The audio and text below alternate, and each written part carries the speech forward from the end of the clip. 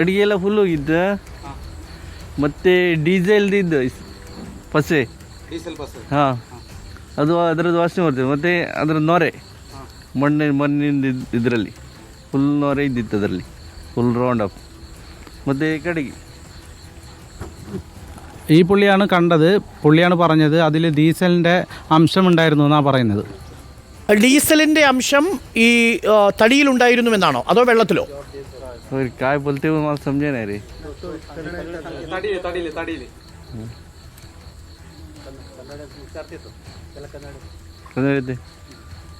टाकताना काय विचाराल मला माल नाही रे. രഞ്ജിത്തെ, ഈ തടിയിലാണോ ഡീസലിൻ്റെ അംശം ഉണ്ടായിരുന്നതായി പറയുന്നത്?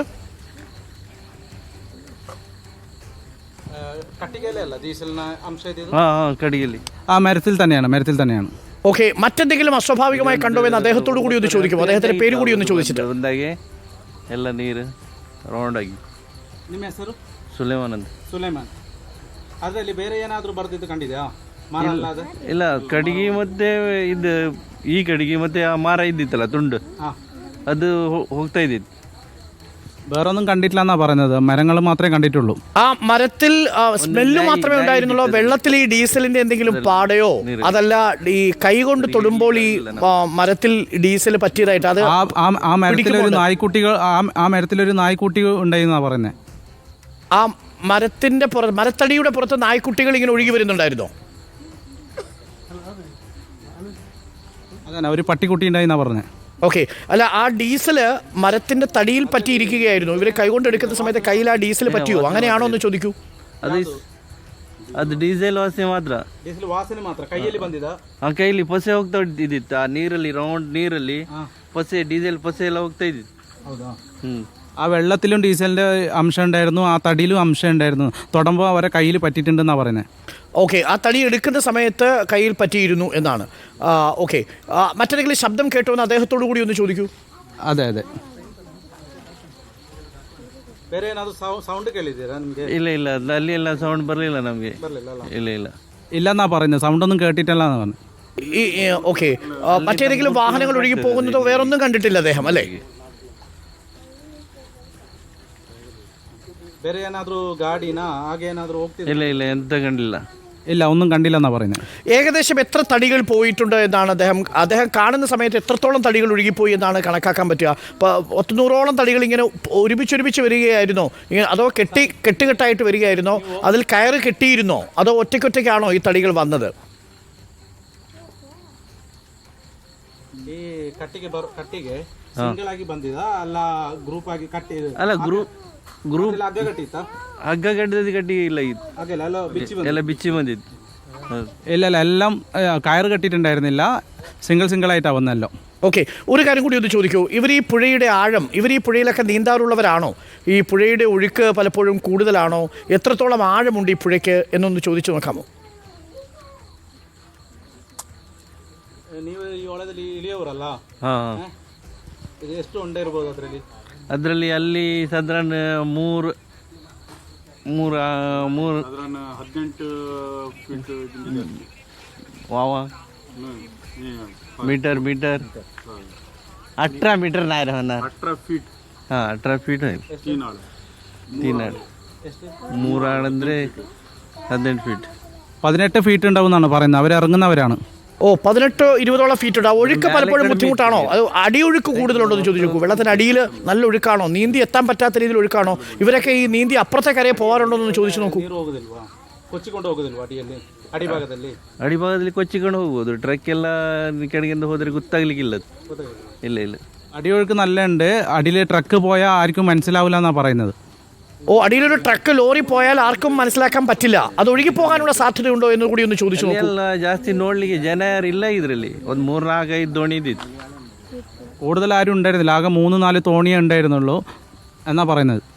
ഓക്കെ, അതല്ല, ഈ ലോറി ഒഴുകിപ്പോകാനുള്ള അത്ര ഒഴുക്കുണ്ടോ എന്ന് ചോദിച്ചു നോക്കൂ.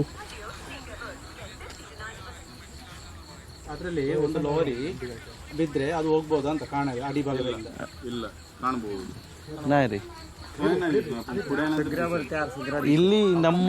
ಇಲ್ಲಿ ಕಾಣ್ಬೋದು. ಇಲ್ಲಿ ಯಾವ ದೋಣಿ ಇಲ್ಲಾಗಿದ್ದು. ಅದರ ನಾವು ಇದ್ದಿದ್ರಲ್ಲ, ಅದಕ್ಕಿಂತ ಮ್ಯಾನೆ ಕಾಣ್ಬೋದು.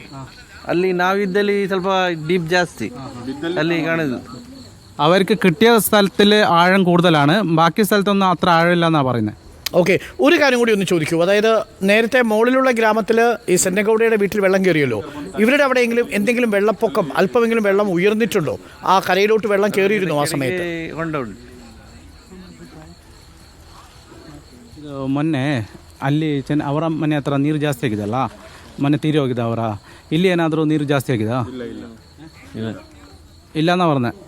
ഓക്കെ, ഈ മണ്ണ് മലയിടിഞ്ഞ് പുഴയിൽ വീഴുമ്പോൾ അപ്പുറത്തെ കരയിൽ വെള്ളം കയറിയത് എങ്ങനെയാണെന്നാണ് അവർ കരുതുന്നത് എന്നൊന്ന് ചോദിച്ചു നോക്കൂ. അവിടെ എന്താണ് നാട്ടിൽ പറയുന്നത്? ಕಡೆಗೆ ಎಲ್ಲ ಹಿಡ್ಕೊಂಡು ನಾವು ಕರೆಗೆ ಬಂದ ನಂತರ ಆ ಕಡೆಗೆ ಎಲ್ಲ ಅಲ್ಲಿಂದ ಬಂದು ನಾವು ತಕೊಂಡು ಇಲ್ಲಿ ಬಂದ ನಂತರ ನಮಗೆ ಗೊತ್ತದ ಅಲ್ಲಿ ಗ್ಯಾಸ್ ಇದಾಗಿದೆ ಅಂತ. അവർക്ക് ഒരു കാര്യങ്ങളും അറിയില്ലായിരുന്നു. ഈ ടാങ്കർ വന്ന ശേഷമാണ് ഈ സംഭവമൊക്കെ അറിഞ്ഞത്. അവർക്ക് ഇങ്ങനൊരു സംഭവം അവിടെ ആയിട്ടുണ്ടെന്ന്. കാരണം അവർ അവിടെ നിന്ന് ആയാൽ ഇവിടെ സൗണ്ട് കേൾക്കില്ല എന്നാണ് പറയുന്നവർ. ഈ സെന്നഗൌഡയുടെ വീട്ടിൽ വെള്ളം കയറിയത്, അവരുടെ മുകളിൽ വെള്ളം കയറിയത് എങ്ങനെയാണെന്നാണ് അവർ കരുതുന്നതെന്ന് ചോദിക്കാമോ? ಹೌದೌದು, ಅದು ಬ್ಲಾಸ್ಟ್ ಅಲ್ಲಿ ಇಲ್ಲಿ ಬಂದ ನಂತರ ನಮಗೆ ಗೊತ್ತದ ಅಲ್ಲಿ ಸೌಂಡ್ ಎಂತ ಬರಲ್ಲ ಇಲ್ಲ ഇല്ലെന്നാ പറഞ്ഞത്. ബ്ലാസ്റ്റ് ആയിട്ടോ അങ്ങനത്തെ കാര്യങ്ങളൊന്നും ഇല്ലെന്നാ പറയുന്നത്. ആ മണ്ണിടിച്ച് തന്നെയാണ് വെള്ളം കയറിയതാണ് അവർ വിശ്വസിക്കുന്നത്. ಸೌಂಡ್ ಬರ್ಲಿಕ್ಕೆ ಇದ್ದು ಇಂಜನ್ ಅಲ್ಲಿ ಇದ್ದು ಇಂಜನ್ ಸ್ಟಾರ್ಟ್ ಇತ್ತು ನಮ್ದು. ಅಲ್ಲಿ ಮಣ್ಣು ಬಿದ್ದೆ ഒരു കാര്യം കൂടി ചോദിക്കൂ രഞ്ജിത്ത്. ഇതിനു മുമ്പ് ഈ പരിസരത്ത് എവിടെയെങ്കിലും ഈ പുഴയിൽ ഇങ്ങനെ ഇതേപോലെ മണ്ണിടിഞ്ഞ് വീണിട്ടുണ്ടോ? മണ്ണിടിച്ചിലുണ്ടായിട്ടുണ്ടോ? ആ ദേശീയപാതയിൽ എവിടെയെങ്കിലും ആ ഭാഗത്ത് ഇതിനു മുമ്പ് ആർക്കെങ്കിലും ജീവൻ നഷ്ടപ്പെടുകയോ വലിയ അപകടങ്ങൾ ഉണ്ടാവുകയോ എന്തെങ്കിലും ചെയ്തിട്ടുണ്ടോ? ಗುಡ್ಡ ಕುಸಿದೆ ಅಂತ ಇಲ್ಲ ಇಲ್ಲ ಇಲ್ಲ ಫಸ್ಟ್ ಟೈಮ್ ಫಸ್ಟ್ ಟೈಮ್ എന്നിട്ട് ഇത് ഫസ്റ്റ് ടൈമാണ് ഇങ്ങനെ ആവുന്നത്, ഇതുവരെ ഉണ്ടായിട്ടില്ലെന്നാണ് പറയുന്നത്. ഓക്കെ, ನೀರಲ್ಲಿ ಬಿದ್ದಿದೆ, ನೀರಲ್ಲಿ ಇನ್ನೂ ಬಿದ್ದಿದ್ದಿಲ್ಲ. റോഡിൽ ചെറുങ്ങനെ വീണിട്ടുണ്ട്, പക്ഷെ വെള്ളത്തിൽ ആദ്യമായിട്ടാണ് വീഴുന്നത് ഇതുപോലെ. ഓക്കെ, വെള്ളത്തിൽ ഇതിനു മുമ്പ് ഏതെങ്കിലും വണ്ടികളോ അങ്ങനെ വീഴുകയോ അങ്ങനെ അപകടം സംഭവിക്കുകയോ ചെയ്തിട്ടുണ്ടോ എന്ന് കൂടി ഒന്ന് ചോദിക്കൂ. ನೀರಲ್ಲಿ ಇದಕ್ಕಿಂತ ಮುಂಚೆ ಯಾವುದಾದ್ರೂ ಗಾಡಿಯೋ ಹಾಗೇನೋ ಬಿದ್ದಿಲ್ಲ? ಇಲ್ಲ ಇಲ್ಲ ഒരു വണ്ടിയും വീണിട്ടില്ലെന്നാണ് പറയുന്നത്. ആരെങ്കിലും മുങ്ങിപ്പോവുകയോ അങ്ങനെ എന്തെങ്കിലും ഉണ്ടോ? അപ്പോൾ ഉദാഹരണത്തിന് ഒരാൾ ഈ എത്ര ദൂരമുണ്ട് കടലിലേക്ക് എന്ന് കൂടി ഒന്ന് ചോദിക്കൂ. ഒരാൾ ആ പുഴയിൽ വീണാൽ എത്ര ദൂരം അകലെ പോയാണ് ഒരുപക്ഷെ കിട്ടുക? ಫಿಶ್ ಲಾರಿ ಬ್ರಿಡ್ಜ್ ಇದ್ದಲ್ಲ, ಇಲ್ಲಿಂದ ಸಮುದ್ರಕ್ಕೆ ಎಷ್ಟು ದೂರ ಇದೆ?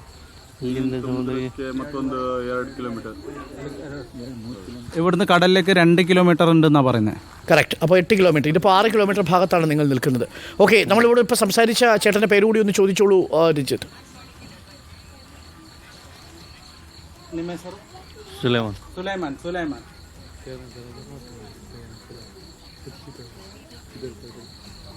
രഞ്ജിത്ത് എന്താണ് പേര് പറഞ്ഞത്? Sulaiman. Okay. Sulaiman. Okay, thank you. സുലൈമാനോടും സംഘത്തിനോടും നമ്മളോട് സഹകരിച്ചതിനുള്ള നന്ദി ഒന്ന് പറഞ്ഞോളൂ. വളരെ കൃത്യമായ വിവരങ്ങളാണ് നമുക്ക് നൽകിയത്, വളരെ പ്രധാനപ്പെട്ട വിവരങ്ങളാണ്. ഇത് അന്വേഷണം